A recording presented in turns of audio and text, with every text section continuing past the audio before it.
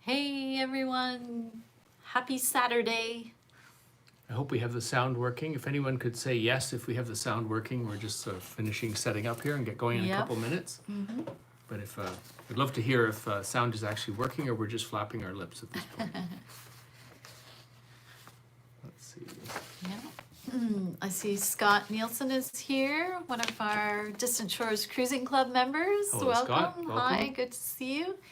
And Susan, a new follower, welcome. Dawn says you're on, so our sound is working. Thank you, Dawn. It's great. Just got a little less than a minute to go, but thought we'd come up early and just say hi. How many of you are in an area where you can go boating?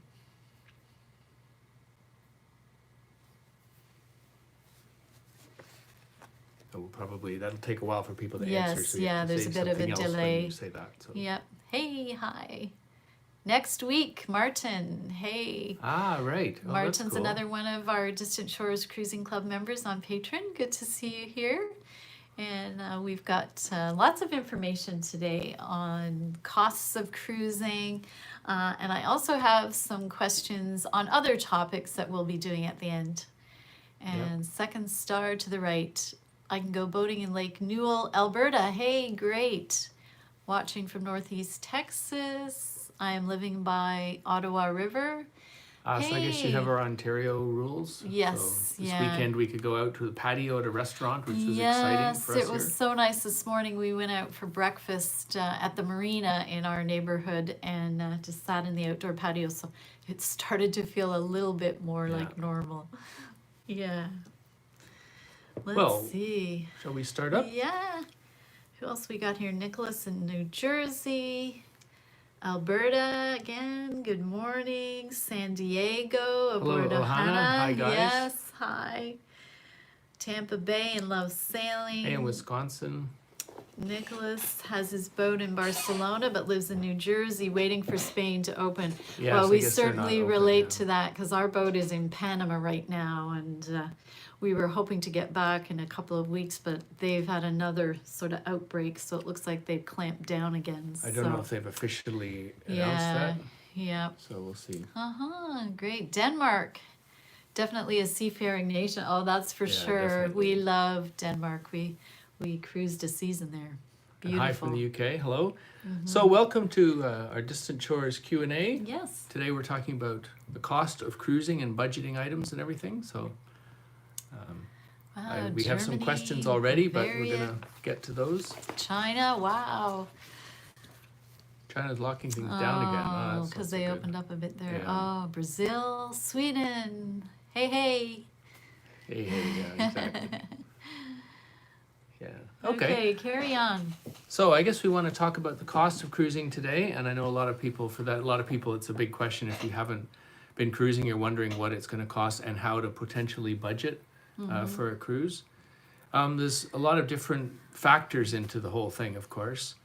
We've done a couple of articles on cost of cruising, which you can find on our website, and we've tried to tackle it one way where we talk about it a little bit as factors, like what sort of factors affect the cost of cruising. So obviously, having a much older boat that has a lot of problems, you plan a lot of repair budgets.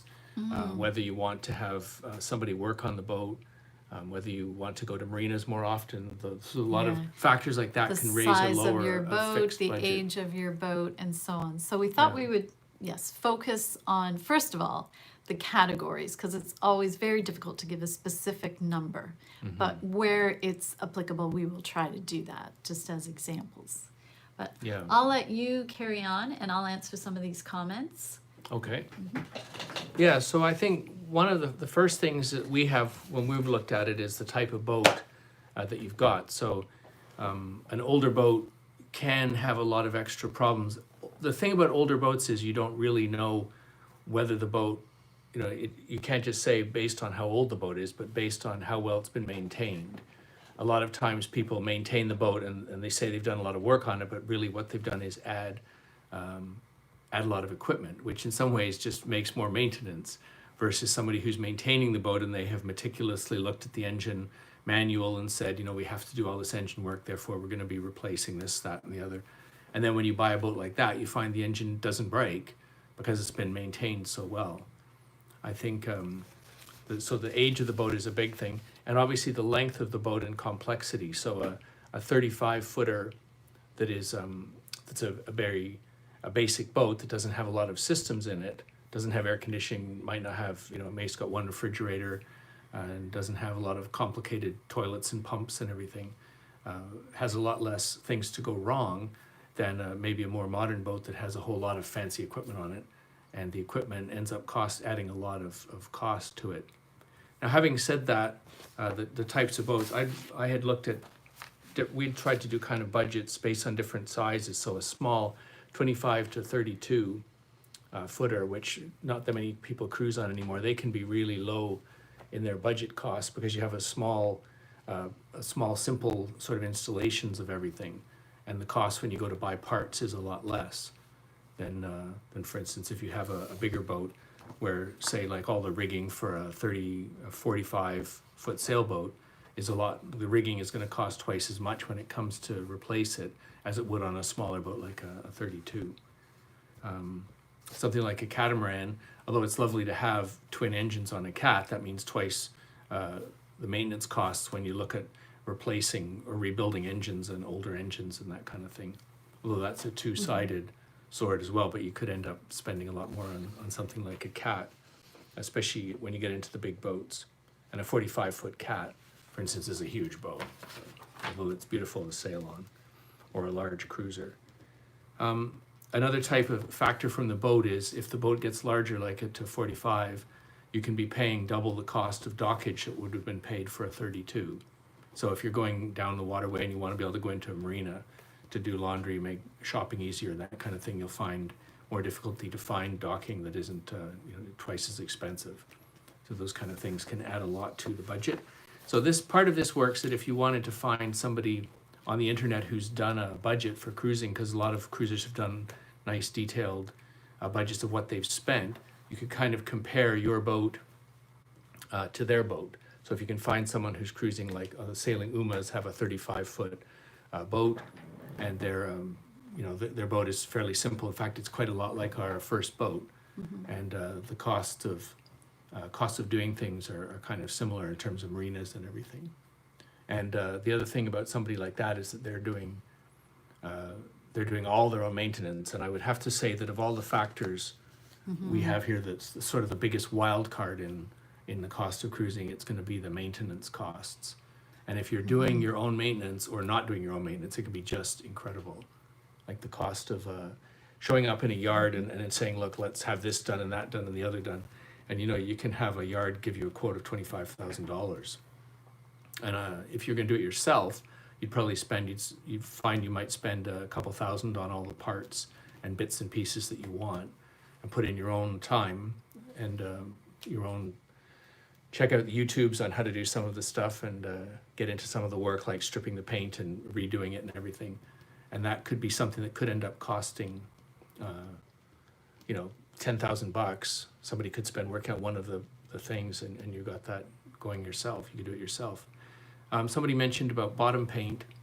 The example of bottom paint is bottom paint's going to be probably $1,000 to put bottom paint on, but to have it done by somebody is going to cost quite a lot.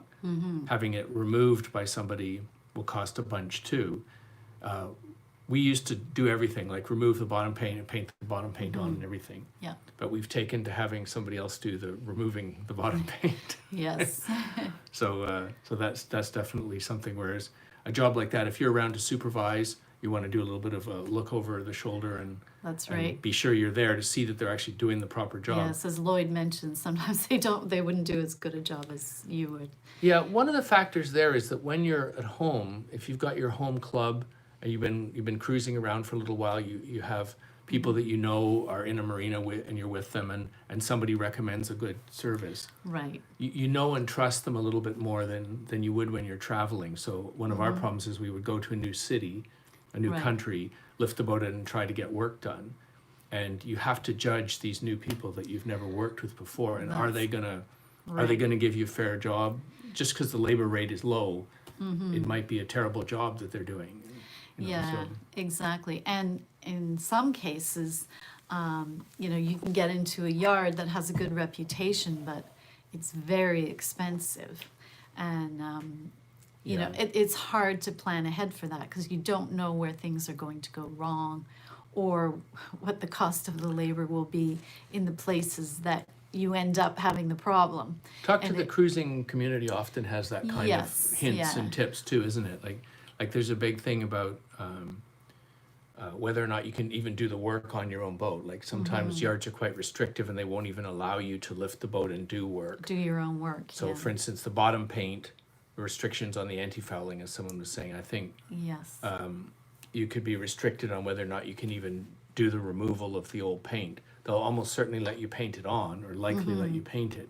So you can do a nice job and make sure it's done on not a rainy day. If you let them do it, they might do it on a rainy day. Yeah, We've just seen get that it- happen just because they want to get it done. Right. You would say, no, I'm not wasting $1,000 of paint Yeah. on a bad day, but a yard's got to get it done, and we've seen them trying to apply paint in the rain. Yeah. So Somebody was asking how often we typically bottom paint, and we now have Coppercoat, and supposedly it's good for 10 years. yeah, but, so far we haven't seen this We'll happening. report back on that. I don't think, yeah. so And far we're not sure how good it's going to be in tropical seas where Yeah. there's a lot more growth. We're going to find out when we go back and check out our boat that's No, been sitting in the I water. know it's full of, for it's covered. months. It's covered. But the point Anyway. about copper coat is you can scrape it off. Yes, yeah, Like you can that's scrape the true. growth off the copper coat because the paint doesn't ablate, Right. and it's not supposed to come off. So it will. You can scrape it, Yes. and you'll still have copper coat underneath. But Yeah. copper coat is a very long-lasting paint that doesn't work that well. I think is a summary versus some of the international Interlux ones. Extremely good paint. You put it on, and there's just nothing grows on it for a year or so, and then stuff starts to grow on it. So Right. you could get 2 years out of paint. Sometimes you can get 3 years. And the thing is, it is so completely dependent on where you sail. So, Yes. like the Bahamas, stuff doesn't grow on it very much in most of the Bahamas. yeah. Now, not to say if you left the boat in Nassau, it probably grows like crazy. But Yeah. if you take the boat somewhere else, Hey, many Maggie. places. Hi from Etobicoke. Oh, hi, Maggie. Yeah. So yeah, I think that some places, like for instance, in the St. Martin Lagoon, Yes. thinking of where we had Distant Shores too, and where she still is, that's a place where stuff tends to grow quite a lot. Right. So Yeah. inside those areas, if you leave the boat, you can get it really fouled up really quickly. Right. Other places like Bahamas, it doesn't grow. The waterway in Florida is terrible, so those I kind of like- places you have special paints even. isn't it? Right, and it depends on the type of bottom paint that you choose. Some paints, if you haul out, then it's ruined. You have to start again. And so club members on Lake Ontario, they used to do their bottom every year, depending on the type of paint they use. Others, like Well, the lakes have a very special paint. Yeah, it's fresh that's water, guaranteed. It great- works because yeah. not much grows in the lakes really. So they don't know Right. how lucky they are if they're going to sail in the lakes. yeah. So Anyway, yeah. So I think definitely the repairs is a big thing. That's you're saying Annapolis is brackish, so that's the best of Right. both worlds. Yeah, Greg. hey, Greg, Barnacles one of and- our Distant Shores and Cruising grass. Club members. Yeah. Yeah, I think the cruising area depends a lot on how well things Yeah. things foul up and what paint. So if you're based in an area, then it's much easier to choose the right paint. You talk to everyone in the dock, everyone at the boatyards. What is the best thing? They all know for that. They'll say, oh yeah, specific area. definitely. This is the best one that works around here. Annapolis is one of the trickiest places because you might want to spend a couple months and go down the bay. Then you're going into different water versus Annapolis, and going up the bay, you're going to be going into a different kind of water. So as opposed to, for instance, being in the Great Lakes, where you're in this one kind of water, or if you're doing ocean sailing most of the time. Right. Yeah. So anyway, I think we went down we pretty well covered a bottom paint as Yeah. a budget item. Yeah. But I was going to say about the bottom painting, what we usually do in terms of repairs is we look at a budget for every month. So we try to say the budget for cruising, perhaps maybe like say 2,000 or 2,500 a month. It's just sort of like we're going to get enough. We're going to have money for groceries. We're going to eat out, have a drink some once in a while. sightseeing, maybe do a little rent bit a of sightseeing, car. perhaps. It's you can get away with sort of 2,000 to 3,000 perhaps a month for regular expenses. You can't fly home whenever you want, or or haul the boat out and do a big repair, because that would Right. have to come out of every month. So what we tend to do is look at what it's going to cost every month, and then look at this month's haul out or this year's haul out, where we'll do a whole pile of those projects we've wanted to do Right, that and need we'll, doing. when we realize the projects we want to do, we'll try and cost out what the materials would be to carry out that project Yeah. in the area that we're going to be when we do them. And how we find that out is, I mean, it's so great now with the internet. When we started cruising, there was no internet, so it Yes. was difficult to research. Now you can check out people's blogs that are cruising in places you want to be. You can even write to them. People are putting up, well, there's always magazine articles and so on, but it's much more interactive Yeah. when you search on people's blogs. Owners associations, that's a really good source if you want to do repairs to an older boat. You know, what have other members that own similar models do, and where do they get the work done, and what is the cost of things in those places. So that was the thing I was going to say about the monthly costs. If you're looking at the monthly cost of cruising, there's the kind of costs like getting laundry done, buying your groceries, Yeah. paying for marinas once in a while, those and the odd Yeah. going out for meals and everything. That's right, that's a good How point. often you want to go out for meals. You can kind of do that budgeting in advance, and then add in a special fund for this year. We need to replace that Genoa that's had it. Right, You know, or it's 10 years, the rigging is 10 years old, the rigging has to be done this year, we shouldn't leave it another time because we've got miles coming up next year. right. I'm not talking about our boat, I'm just talking about a general Yes, example. yes. Uh-huh. And, you know, that kind of thing would allow you to budget. I know people say like their engine's falling apart, and usually the engine is fine. Engines will do easy more than 10,000 hours, but perhaps it's got to 20 years old, and all the pipes are breaking all the time. So the fact is, the engine manufacturer would have said, replace all the hoses and all the belts Right. and the exhaust elbow by Yeah. now. You should have already done that. So, but a lot of boats, when you buy a used boat, the owner hasn't done those things, like the exhaust elbow. They say, Right. wow, exhaust elbow is $500. I'm not going to bother. Or they didn't even read the manual to see that you're supposed to replace an exhaust elbow every 5 years. Right, So I think in many cases, if you look through that manual and work it out, you'll find a lot of the things, like especially engine, has a regular maintenance schedule. right, And you should be saying, gosh, I haven't rebuilt the toilets for 2 years. We ought to be rebuilding the toilets and buy the kits in advance, even if Right. you don't get around to doing them, that kind of thing. yes, yeah. And this sort of relates to one of the questions from our Cruising Club member, Ken, who says, if I buy, say, a used 36-foot sailboat, how much should I expect to spend on repairs, maintenance each year? Can you give me a rough idea? Thanks. And as we say, if you buy that used boat, you know, what shape is it in? Like, how much care has the previous owner or It's very owners hard done? to tell, yeah. And you know, how much from the survey that you've done, you'll probably get a good idea of, you know, what work needs to be done on it. And if you can do your own work, Ken, that will Yeah. greatly affect the type of budget. So That is the biggest effect for sure. You pay probably less than one quarter of the expense of the repair in many cases is the cost of the part or parts, and then 3/4 of it is going to be the cost of labor if you're paying someone, because yard costs go from $50 to $100 an hour. It can get really high. right.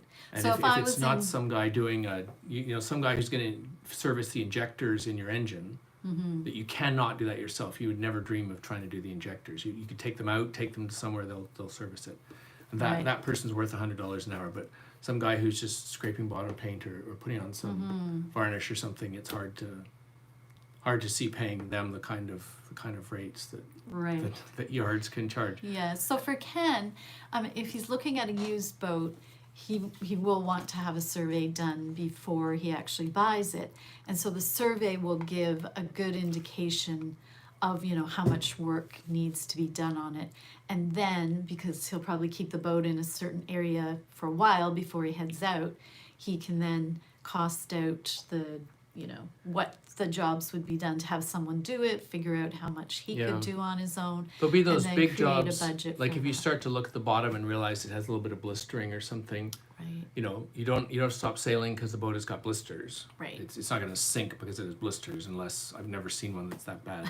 No. But more likely, it's something you should have that done, or you should do it yourself, whatever. Yeah. But you can make a plan to do it next year, and then you're going to plan probably 1,000 or so for some epoxy and cloth and a bunch of grinding wheels and everything. You could spend a couple thousand on bits and pieces to do a new layer of epoxy on the bottom to deal with some blisters. Make a plan and get that ready to go. Rigging, a lot of rigging is going to have to be done by a rigger. Right. Like if you were going to replace replace all the running rigging on a 36-footer, it's often the case that would need to be done. So Right. again, it's going to be a couple of thousand, Yes. probably minimum. I don't know the cost of rigging on that size of boat, but those kind of things. And the same with the engine. You probably just go and spend $1,000 at the engine in engine parts, which doesn't go very far. Yeah. Might be a spare starter motor or that exhaust elbow Right. or a bunch of other spare parts and put them on. So Yeah. And we, I was going to add, Yeah. as well as having, a sort of annual budget for repairs and projects and maintenance, we do keep a slush fund of about $15,000 so that if something crazy happens, like in this case, we're now paying expensive marina Yeah. fees for a way longer time than we had intended. That's coming out of our surprise fund. surprise, Yeah. surprise! A world virus. How exciting! Yeah, because the boat is in a very expensive tourist marina that we'd only planned to be there sort of for 2 weeks, and now it's going into months. So at $2 a foot US that they've discounted to $1.50 a foot US per day, it's like That's a lot of money. $2,300 US for a month, which is that's a way disaster. more than we had Yeah. planned to be spending at this time. But hey, we're home safe and we're editing lots of new videos. We just sent out season 11 to AWE TV in the US, and we're editing season 12 Getting them episodes next week. So they will be up on Vimeo. And those of you that want to see the new TV episodes as compared to the YouTube episodes, our YouTube shows have a lot more how-to for sailors, where the television episodes, although they contain some of the similar elements, they're much more travelogues because the general television audience is interested in travel and by boat is interesting to them. But they're great for binge watching. We've had a lot of really nice comments that to help people get through lockdown by watching the DVDs. And I just want to mention, with Father's Day coming up, a great gift with 130 DVDs plus the downloads if you want. It's not 130 DVDs. It's I mean, sorry, 28 DVDs. episodes. Yeah, sorry. Whew. That was, Half-hour episodes. I'm Remember giving what- you a heart attack. remember there. DVDs? They're these round Yeah. things that you put into a player. It's Yes, hard copy, but Yeah. that comes with downloads too. Yeah, Greg Machon was mentioning factors that affect maintenance costs are going to be things like whether you have teak decks versus fiberglass decks. Because every year the fiberglass deck just sits there and you clean it. Every year the teak deck just sits there and you scrub it. But then once in a long time, you're going to need to Yeah. replace the teak decks or really do some serious work on it. Same as the type of standing rigging, whether if it's normally perhaps even the insurance might have something to say about how often when they want Right. standing rigging replaced. So you want to have a survey if you're suspecting it might be getting past its lifespan, and whether it's like an outboard motor, for instance, is a lot easier to maintain than a built-in motor, although it could be some pretty serious problems and a cost of replacing the entire motor if it's an outboard. Yes. And yeah. whether you do more sailing versus motoring, sun damage, that kind of thing. So they all change your yearly maintenance. So Yeah. that's totally true. It is hard again to give any kind of a guidance number. And I think the biggest budget item for us is going to be that marina thing. Yes. And then marinas often the case because we want to go to marinas so we can get into the center of the town more easily and access easy access to see the cultures that we go to. So we do usually make marina budgets Right. a big And priority for us. yes, and these days, because of our television show and the YouTube channel, we, those business costs kind of blend in with our cruising costs, and we tend to do things to get film for the TV series, like stay in a marina for a long time, that if we were just cruising on our own and not filming, we probably wouldn't do that. We, not put out the expense. But I must say that if you set a budget, just some arbitrary number based on your reading and research, like you keep to that. Like when we very first started cruising 30 years ago, our budget was $1,000 a month. Now we had a small boat. We built the boat. We did all our own repairs. We were in the Bahamas, so we were at anchor and swimming, and we weren't doing a lot of sightseeing or staying in marinas.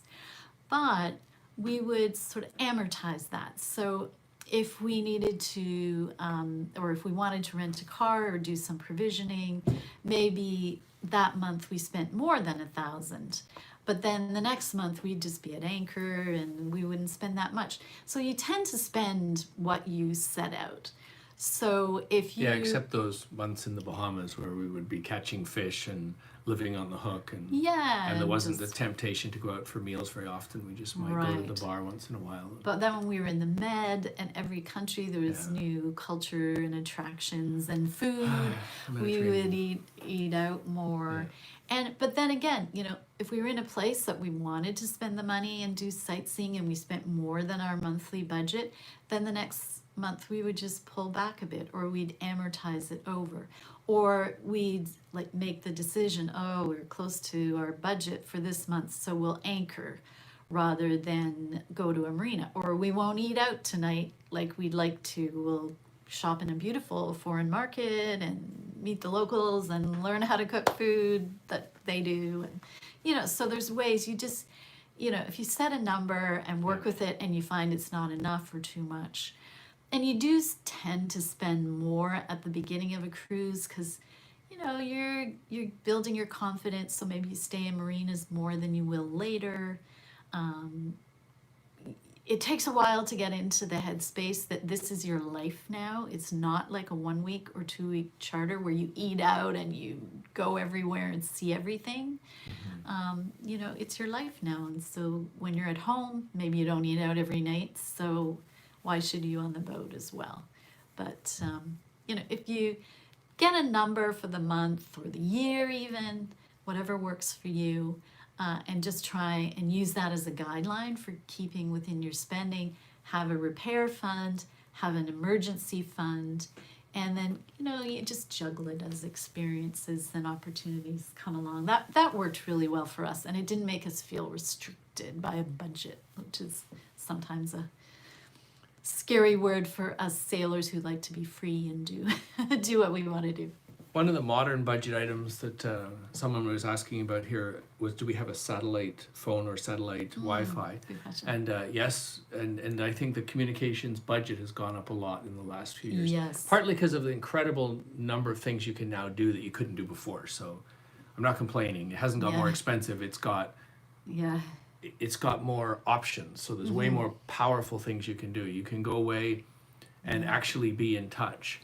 Incredibly. Like here we are in our home base, in our home studio here, and in Canada, and we have a fast Wi-Fi. Right. And that's amazing. Well, we had even faster Wi-Fi when we were in the boat in Georgetown, Bahamas. Yeah. Incredible. At anchor. It was double the speed of this, the fastest we can get in Canada. We had that at anchor right in Georgetown. And, but we were paying for it. So the budget, I think, for those, our cell phone plans / use, because we use it pretty heavily, especially to do YouTubes, and uploading the YouTubes costs a lot of money and everything. So it takes a lot of gigabytes. Because all our movies are in 4K, we're easily sending 3 gigabyte movies. When we upload them, they're 3 gigs, and we do that 2-3 times a month. So we need 10, 20, 30 gigs a month.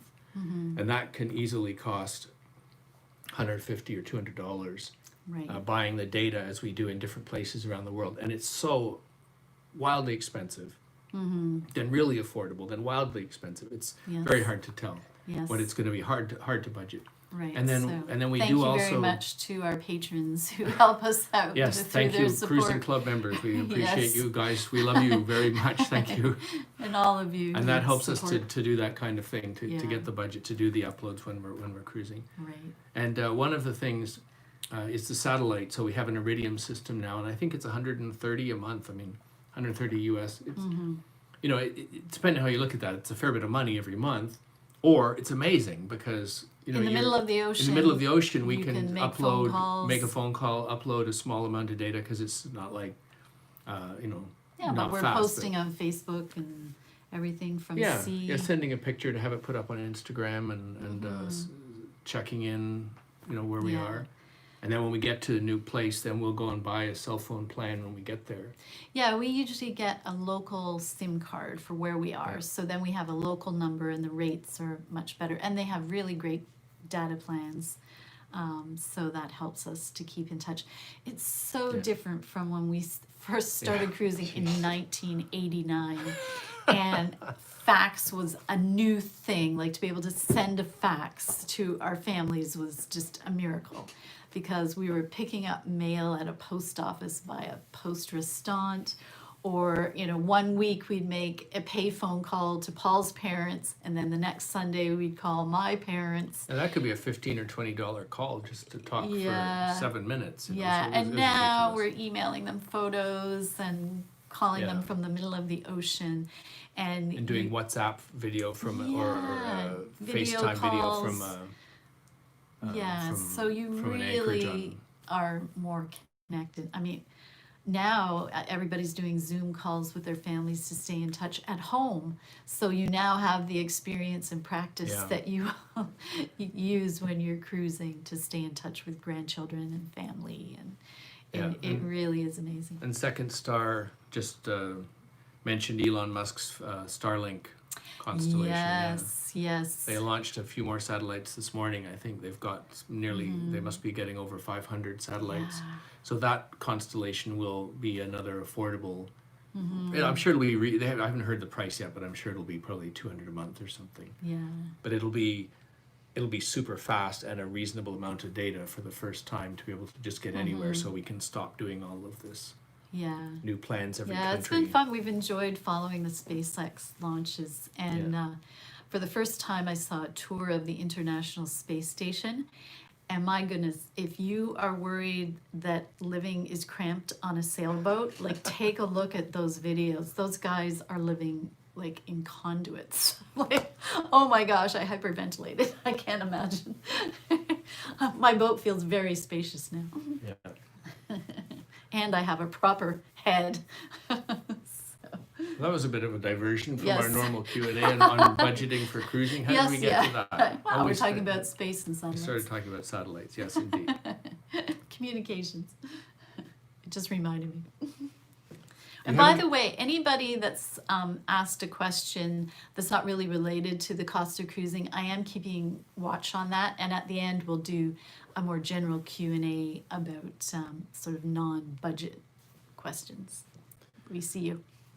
Someone's got a question. Zeke is asking here, how much of the what you get what you pay for is applied to boat buying? So if you were buying a more expensive 27-foot boat versus an older version. It's the thing is, with a new boat, you pretty much know what you're getting. With an old boat, people will ask what they can get. So you know, you could pay way too much for an older boat that's highly priced, or you could pay, you know, get a boat for a steal and find out it's been maintained by an engineer who has done Right. everything that needed to be Yeah. done, and the boat doesn't need very much of anything put into it. I mean, part of it is you get what you pay for, Yeah. but you might be getting too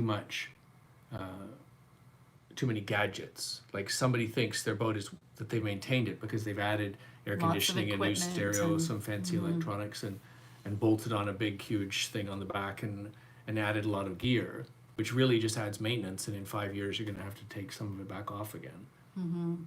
Versus somebody who's kept the boat and you know, if you ask for a log when you're looking at buying an old boat, I would say definitely ask for a maintenance log. They Yes. should have a log of what they've done to maintain the boat, and that log should list that they've done done work on done the engine. This is the list of engine things they did this year in line with the maintenance, and then they will replace this pump, and that they'd replace this refrigeration because it squeaked or something. Other people just say, I don't hear the squeaking anymore, Right. Yeah. And if you buy the boat from that guy, you have nothing but trouble for the next couple Zeke years. was Till you get it just in line. asking about, is there a difference in maintenance cost based on the type of hull material you have? So like is a fiberglass boat or a steel boat or wooden boat more expensive to maintain? And I would say a wooden boat is probably more Yes. expensive to Wood maintain. and steel can be difficult because Yeah. the steel notoriously will rust, of course, and you can have hidden bits and pieces of rust. Wood is similar. Unless you're quite an expert in wood, I wouldn't touch. By the way, just to be clear, I wouldn't really count a plywood boat that's totally like plywood with epoxy all sealed over in. it. Yeah. That's a different kind of construction. But an old traditional wooden boat, of course, is nothing but maintenance, really, in some ways. A lot And of they're maintenance. beautiful. And honestly, most people we know that own wooden boats, they just love wooden boats and they love working on them. And so it's the perfect boat for them. Absolutely, Yeah. it's right. It does definitely mean that it's a matter of what who the person is who's bought it. If the person is a wooden boat expert, then they can tell me a lot of stuff. They know a lot more than I do. But if you have to ask, if you're not a wooden boat person, I wouldn't touch one. Right. Steel, it's a little different. You'd want to have a really good surveyor look at it. Fiberglass, you kind of know that the glass just sits there. It's unlikely to have gone bad. Right. Unless it's really old. I mean, some of the people who are doing the YouTube channel on the internet might have some kind of different experience with a really bad fiberglass boat. Right. But Yeah. by and large, you get a survey done and the fiberglass won't degrade over time. So Yeah, good point. yeah, Someone's made about getting a good recommendation on a surveyor. that's Greg again. Thank you, Yeah. Greg. That's a very good point. Yeah, Just 'cause- any kind of a surveyor is not the same as having a real to know, because it's a hard to regulate. I don't think they're as well regulated as some professions. So you'd want to be sure that you get a real recommendation from someone else about a surveyor, Yes, exactly. and maybe take a look at what they're really doing, and check out some of the videos online of people who are doing a survey. And, Right. Yeah. Right. it's Greg's hard- saying they specialize. yeah, and some specialize in glass or steel or wood kind of boats too, and Right. other factors. But I think that one of the problems is you think you could do the survey yourself, but I know a problem is that you come to the boat and you've already fallen in love with the boat. You got these rose-colored Yeah. glasses on. It's like, I love this boat to pieces. And Yeah. it's like, So you well, tend not I to could put my see- finger right through the Yeah. hole in the hull, so but that we we could can patch fix- that. yeah. So, it's like- Yeah. so don't Better- survey it yourself. You I better think. have Get a some third help. opinion. Yeah. So Oh, yeah. The cost of a survey, again, that's the kind of thing, it depends where the survey is being done, what the local rates are, and the experience and recommendation of the survey. I think it could be like 1,000. Yeah, I think it could I was spend trying to 1,000 remember what probably. because we had a survey done. A few years ago Yeah. in St. Martin, I think it was around the $1,000, Right. 800,000. Yeah, and that was in something the like Caribbean, so. Yeah, and that's a place where a lot of people really are good, know what they're doing, and you can find people to get a recommendation. Right. It is a good idea. If you're based in a place, you can get your own recommendations. You can talk to everyone in your language. Yeah. You can do everything the Good right way. When you're traveling, it's a lot tougher. You want to try to get into a community of people and meet people and try to figure out what get recommendations Right. and check even the recommendations. Who's recommending? Not just anybody. So. Yeah. I've seen a couple of questions go by about health coverage. And as Ontario Canadian residents, we have a medical plan that's paid for by our taxes and so on. However, we're only allowed to travel out of the country under that plan for 6 months if you're just cruising. Because we're working, that coverage is not denied us because we're working outside of the country. So there are top-up insurances that we get through, like the AAA, there's various snowbird things. And those are just if you're out for I think 6 months is sort of an average thing even in other countries. But there is long-term insurance, sort of catastrophe insurance, if you don't want to be coming back and forth to keep your local coverage. I know in the US it's different. People have private plans, so those you would have to check on them. But there are companies that handle long-distance travelers, and in Ontario under OHIP, you're allowed 1-2 year travel where they don't take your coverage away. But otherwise, you know, there are various plans. If you're in the US, DAN, the Divers Association Network, I can't remember what it stands for, they have DAN Boaters that has really good coverage. And in fact, even though we're Canadian, we have purchased, they have like a repatriation plan that will help you, you know, they'll fly you back to your home country. That wasn't expensive. So yeah, Divers Alert Network, thank you very much, Scott. Just could off the top of my head, couldn't remember it. But yeah, Dan Boaters, I've heard really good stories from cruising friends about how they were looked after by them. So been looking over the questions here. We had a question about fuel costs. Yeah, Kirsten. Yeah, so I think fuel was something that we often don't spend hardly anything on fuel. Like we've had winters where we spend almost nothing sailing up and down the Caribbean. A fill up on our boat can be around $500, as it's got about a 600 liter tank, so around $1 a liter. If you're looking at $1 a liter, you could be spending $500 or $600 to fill it up. And that is like where it's affordable to buy fuel is something that all cruisers know. So if you're cruising in a particular area, say the Caribbean, you know, just ask any of the other cruisers that have sailed there for a while. You meet them all the time. There's happy hours, dinghy drifts, beach parties. And I think the most we ever spent for fuel was in Turkey, where we got a bill for 168 million. Yeah. But it turned out a cup of coffee was 1 million, so it actually wasn't such a bad deal. But, yeah. so, yes, the exchange rate really make your can heart get you, pound. you know, yikes! What is that? So. Yeah, but you know, like places like St. Martin, the fuel is very affordable. It's duty free, and you know. So, I mean, you learn where is the best place.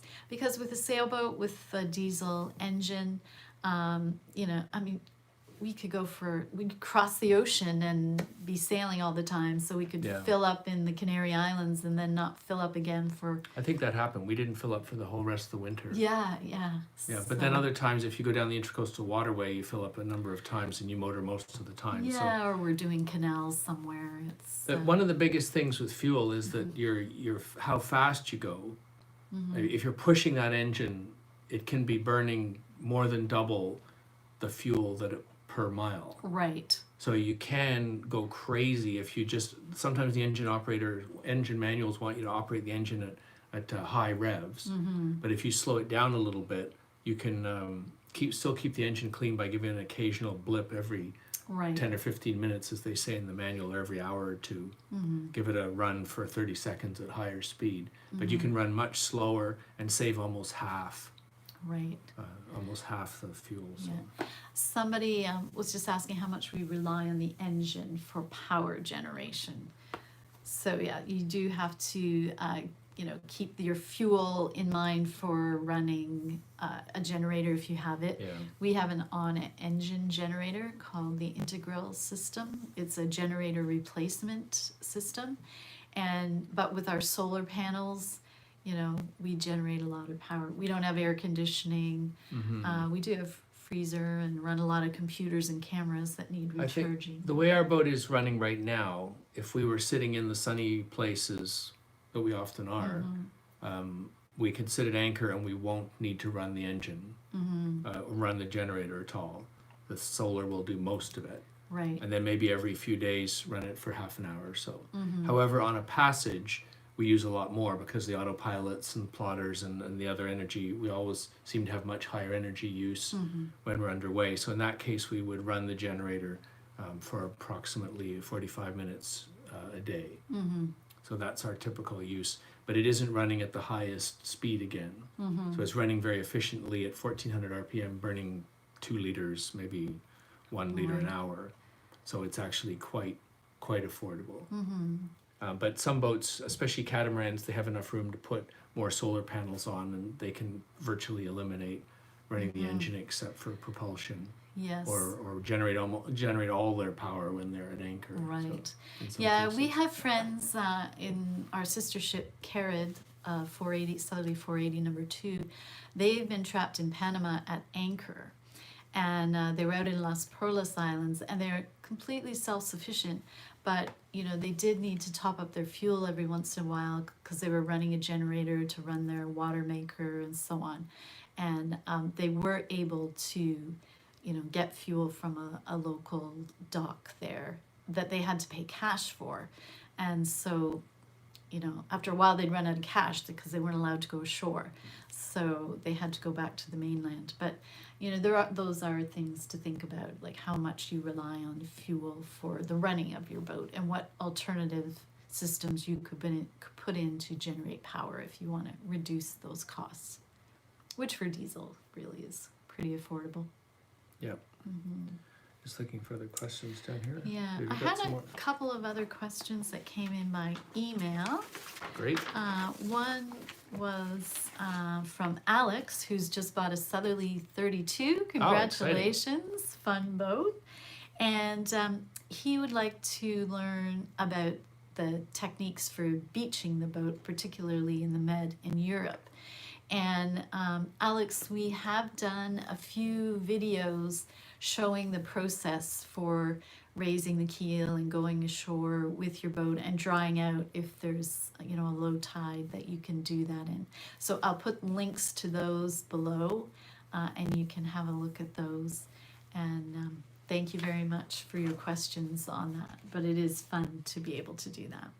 And Robert, to be clear, we don't dry the boat out very often. I mean, we do when we do, we usually often film it, so Yeah. it might show up more often in our videos than we do it in real life. Right. We appreciate the shallow draft of the Southerlies in terms of sneaking around in shallow places more than we appreciate the ability to sit flat on the bottom all the time. But Right. But it is great for doing, you know, cleaning out the bow thruster and yes, things we've like that. done that a few times, and we've done some other service items on the boat Right. on the beach, and it's convenient to wipe down the top And of the it's hull. just because we can do it, it's kind of wacky. We'll do it sometimes, but yeah. And Robert Spencer, I have a 6.5 foot draft on my 2020 Beneteau Oceanus 51.1. Hey, congratulations, new boat. I know the Southerly has the retractable keel, but what are your thoughts on sailing in the Bahamas with a 6.5 foot draft? 6.5? Yeah, you can definitely enjoy a cruise there. You can't get to all the places that we can get to, and you can't get to all the places that everyone else can get to. In fact, I probably wouldn't go to the Abacos. Right, it's very shallow there. But you can definitely enjoy a Bahamas cruise, and the Bahamas is yeah. enormous, so it's as big as the whole Windward and Leeward Islands of the Caribbean. So the fact that you can't go to some places doesn't mean there aren't lots of other great places to go to. Yeah, I mean, Mega Yachts cruise there. We have friends with 7 foot draft that have traveled there and loved it many times.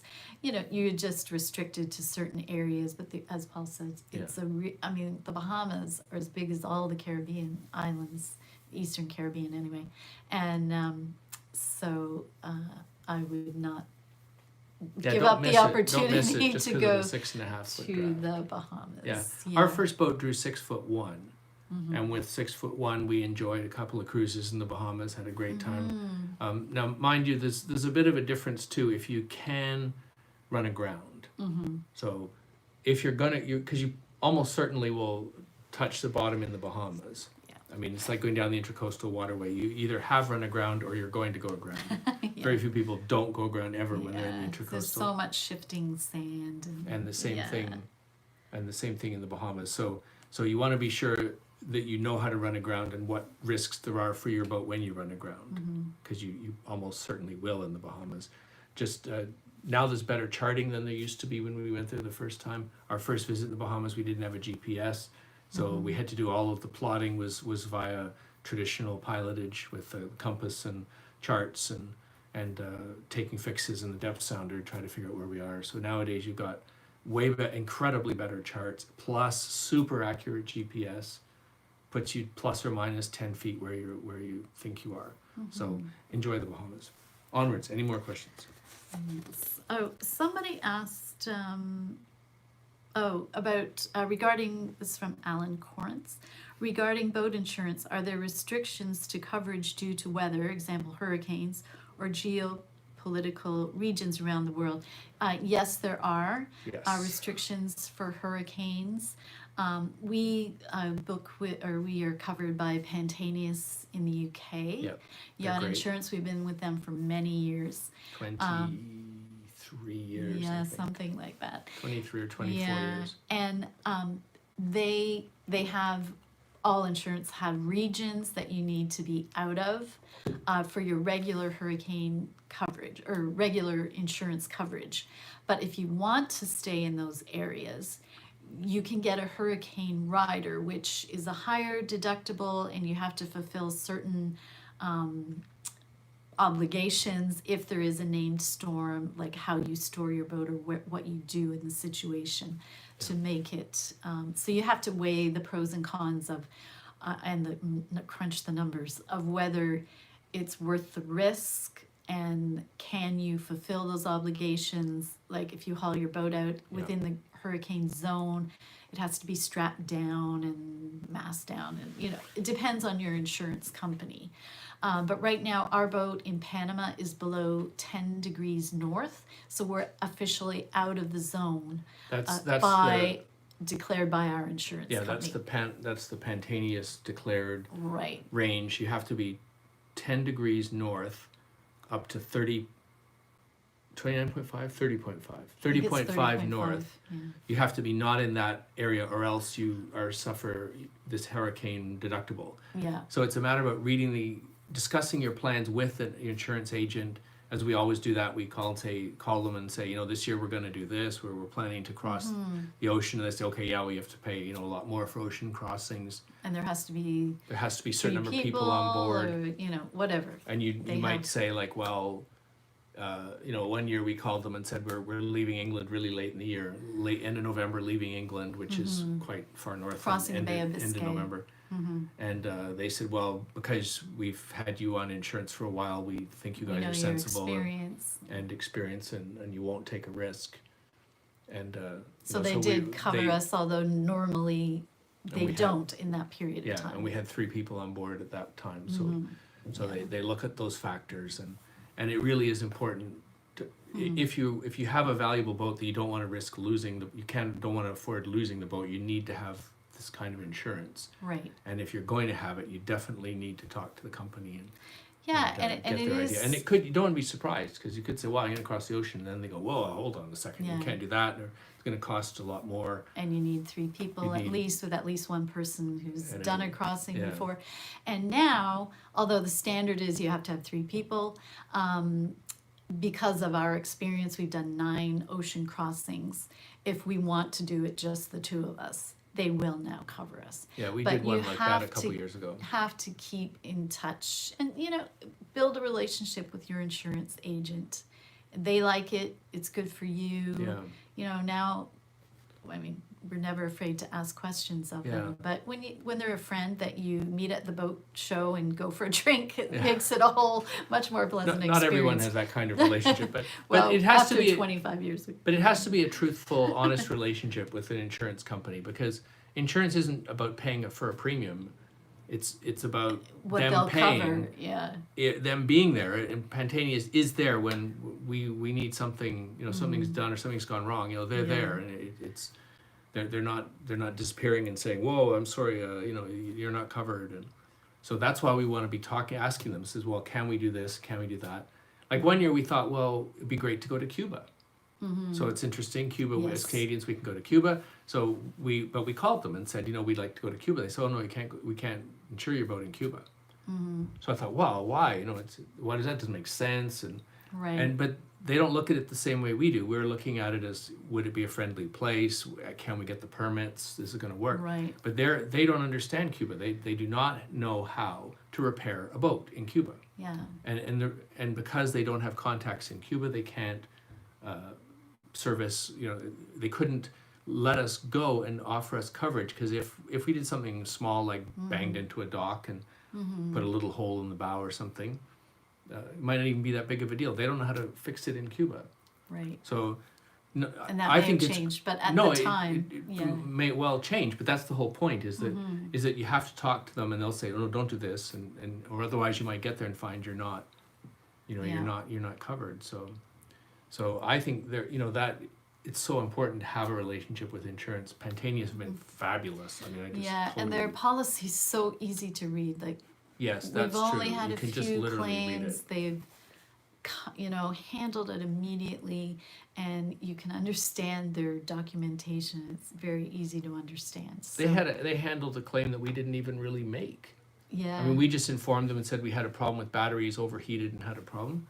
And they said, you know what, the way you describe it, that sounds like a claim. Right, because it could have So been a we should- risk of fire. We should pay for this, And Yeah. we hadn't asked them to pay for it. No, so we were just updating them on changing the batteries and so I on. still couldn't Yeah. believe that. But Yeah. Anyway, so insurance So is a budget item, and it can be fairly pricey.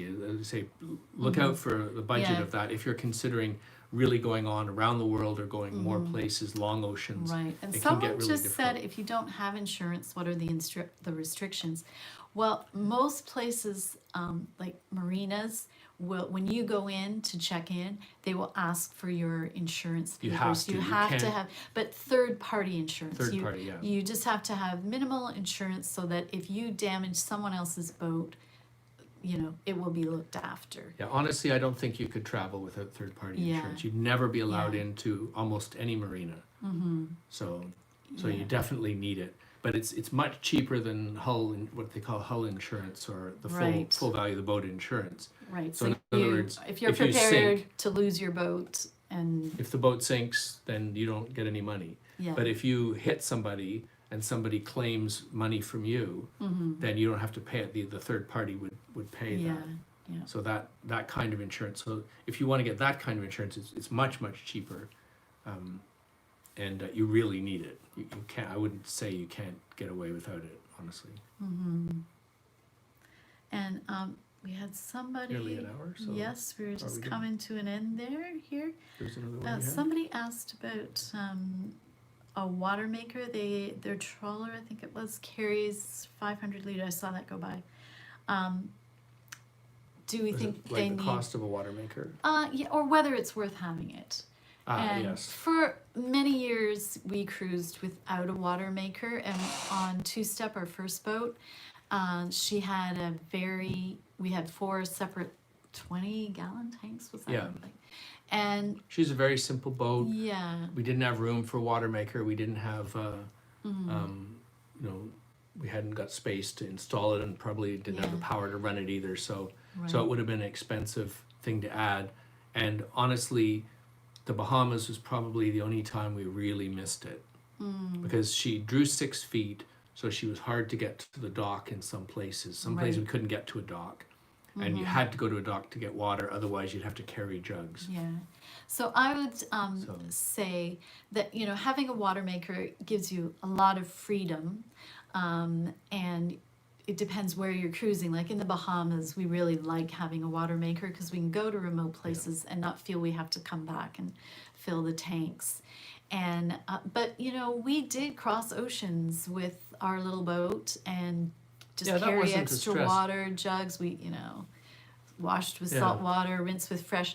Like, it depends what your comfort tolerances are and your budget too. I mean, for years no one had Watermakers and traveled the world. Yeah, So 500 liters isn't too bad for 2 people. So yes. someone had a question a minute ago there. I've lost it. Just Okay. just a second. Yes, we will be doing a video on lightning Yeah, protection. we're working on it. I It's saw gonna that be a one big coming by. Yeah. And someone asked about age of cruising. This is a question we've been getting more and more in the last few years. Not just because we're getting older. I don't think. No, it's not. No. We really believe, most of the people who are cruising are retirees. And we've met people in their 80s that are doing circumnavigations. They've got their boats set up for any limitations they have. It's a great life, no matter what age you are. But because there's a lot more sailing YouTube channels now, run by 30 and 40-year-olds who are trying to earn a living, who are really good at social media and video, I think it's skewed the perception that most people cruising are young and young families.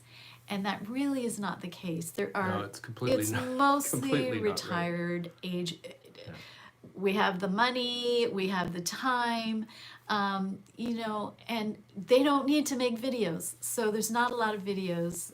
Besides, videos are a hell of a lot of work to make. Yeah, and if So you that's don't why have people to, are, if you don't have to do it. and you don't love doing it like we do, Yeah. and Follow the Boat, that's another great channel by people our age.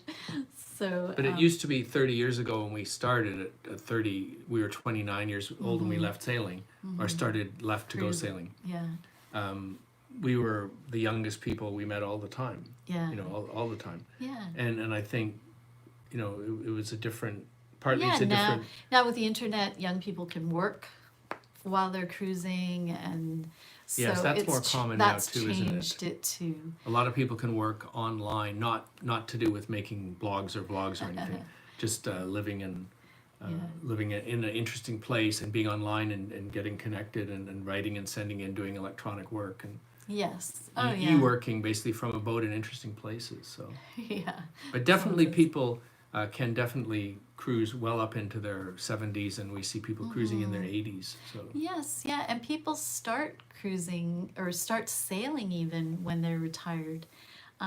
You know, it takes time to learn it, but you have the time, and boats are, you know, they're set up so that you can set them up even more with electric winches and things like that to overcome any physical limitations. But you do have to be fit, so because it is a very physical life. here was the question I was trying to answer. Yes, Yeah. from Andrew's just asking, do some places charge a mooring fee even though you're not actually tied to a dock? Yes, they do. That's true. It's not that common, more common in some places. Yeah. At a risk of simplifying it, it happens some places. For instance, the Bahamas, you pay a cruising permit, which is a real budget number. It's $300, and it lasts, I think it's a 6-month, I think nowadays. Yeah, and I think it's even just gone up it changes. again. It goes up Yeah. again probably. They'll have to raise it again because of this stupid Yeah, virus. and actually the Bahamas are opening at the end of this month Yeah, to yay, cruising. Bahamas. So, but I was just gonna say, a good site for that kind of information when you're planning and trying to set up your budget is noonsite.com. noonsite.com. It's run by the World Cruising Club in the UK, updated by cruisers all around the world that are in places at the time. And you look up the country and the clear-in requirements, and it will tell you the current fees, you know, what those cruising permits give you, like whether it includes a fishing permit, whether it's good for a year or only for one time, and if you leave the country and then come back, you have to get Or a only new for one. a month, or Yeah, they it vary varies. quite a lot. But mostly they're not that big. The Bahamas is one of the larger ones, and Croatia is another one. Yes. So those ones you can't just go and hang out. Croatia was also one of the first places we saw where they wanted to charge us to anchor in a bay, like Yes. just a normal bay, not. Right. Whereas in St. Martin, you are charged to anchor in the inner lagoon. Now that is a dredged place. You go through a manufactured bridge. Yeah. The bridge fees included, your access fees Right, included. right. So you end up paying, I think, $5 or $6, $10 Yeah, perhaps can't a remember. It's in the day cruising guides to be too. anchored in the lagoon. So you Yeah. just are anchored. Now the French side, I don't remember if they charge, so it's Yeah, really silly. You can go yeah. to the other side and not Yeah. pay. But most places don't. So most places you just anchor and you aren't charged a fee. The places where you're charged a fee is not usually that big. Yeah. Nothing compared to being in a marina. So. Right. And in a lot of places you do pay for picking up a mooring. Like even though you're in a bay, if you're picking up a mooring, it's often in the anywhere from $20 to $40, Right. isn't it, to pick up Yeah. a mooring? So Yes. that can look kind of pricey if you're gonna go for a long time. Yeah. Yeah, So- so we're coming to the end of our hour here, and I know it's a Saturday and people are keen to get out if they're in a place that they can get outside or get out boating. Yeah. So we thank you very much for coming today. And our next general YouTube live will be a month from now. And we'll be announcing the topic, and look forward to receiving your questions.